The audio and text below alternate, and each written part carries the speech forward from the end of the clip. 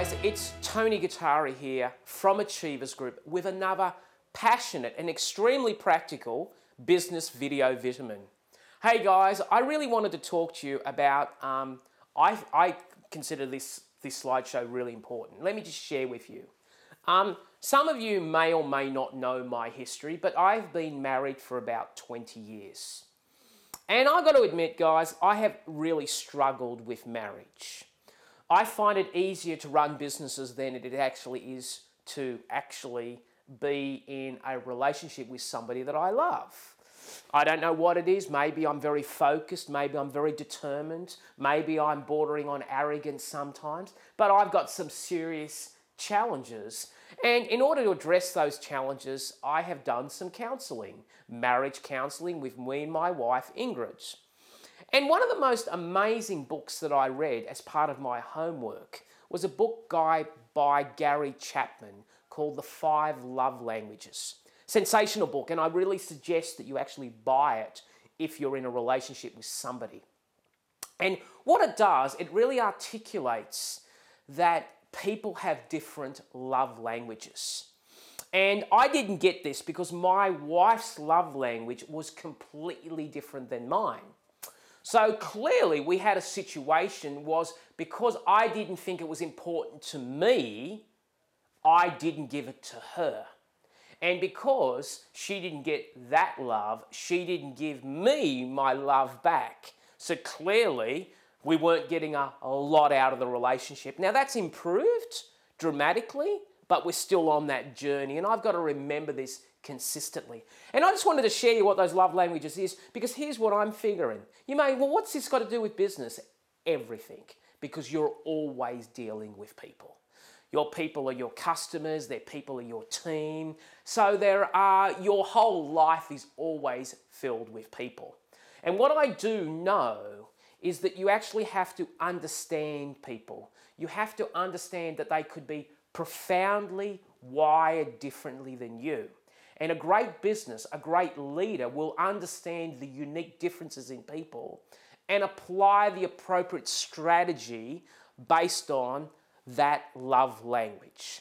So let's actually go through the 5 love languages and really chunk this down to really give you some quick impartation.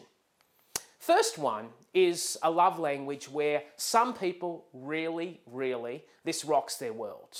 And my daughter Ellie, who is 15, really loves, this is her love language. It's the giving and receiving of gifts. She absolutely adores the fact that people give her gifts. And not only that, she loves giving gifts because to her, it's actually her love language. So what does that actually mean? Well, it means that certain people who are your customers like to be blessed. It is really important to have a generous spirit. It's really important to give something to people, which is not associated with you have to give me something back, just as a gift of giving, because that inspires them to really warm to you. And, you know, we see cultures, they do this all the time. We call it gift giving. Certain people might see it as bribes. Well, there is a fine line between giving a gift and a bribe based on your cultural disposition. Because I've traveled the world and certainly some things that I've seen would be considered a bribe by Australia, but in certain Middle Eastern countries is considered to be a gift. And not receiving that gift can be viewed as offensive to the other party. So please be aware of that. Number 2 is acts of service. Now, this is my wife's love language. One of the great challenges that we've had in our relationship is that I have been so focused on building businesses, I'm appalling cleaning around the house. And I've noticed something, that when I actually clean the house unaided, where she doesn't ask me to do it, she is actually receiving that love, because her love language is, if you love me, then do these things. So when I don't do these things, I'm actually not invoking her love language. So I don't think it's important, because I don't think cleaning the bathroom is that important to do every single week. But I realise it's not about me, it's about my wife Ingrid, because it's important for her love language, which is acts of service. The third actual love language is quality time. Now, again, this is my wife's love language. She really adores when I spend time with her just listening. And that's sometimes really hard for me, guys, because I'm a speaker and a trainer. And, sometimes, and I'll admit this, sometimes the only reason I listen, it's my turn to talk next. And that could be bordering on arrogance because I actually think the only thing that I've got to say is really important. But I actually realise, and because I'm so busy all the time, I like the summary version. My wife doesn't always enjoy the summary version. She likes the sharing version. So it's really important that you invest in people to give them quality time. And quality time is really, really important to a lot of people. And what that means in a workplace is that you actually take an interest in their lives. You spend quality time developing them. Or you build quality relationships with your customers. Not this one-off hit, not this give me the sale straight away, but many people, they really warm to you if you invest in them. Because if you invest in them, you can withdraw later on. The next type is physical touch.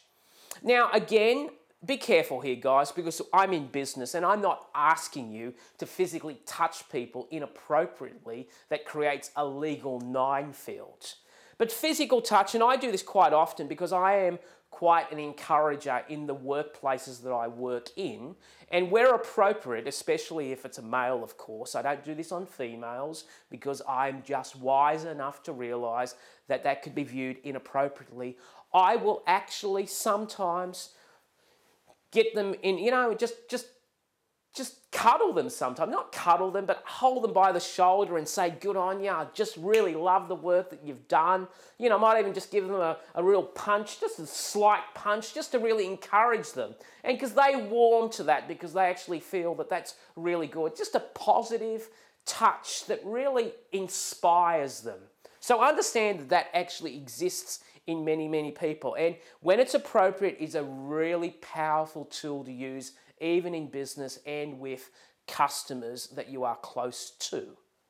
And the last one is words of affirmation. Now, this is my love language. I am an encourager, and as an encourager, I actually feed off encouragement from others. So clearly, as a speaker, what I really like is, of course, I like to help people and I like to deliver a profound message. I like to challenge their thinking, but certainly there is some sense that I need encouragement from the audience where I get feedback from them, because that actually creates words of affirmation. And we call this praise. And guys, this is really important. What I've noticed is a lot of men, this is their major love language. So it's really important to affirm people. It's really important to affirm customers. It's really important to affirm team members. It's really important to praise people openly. It's really important to be generous in actually not focusing on what they've done wrong, but actually reminding them of what they've done well. So guys, until next time, God bless you. Have the most amazing week. Bye.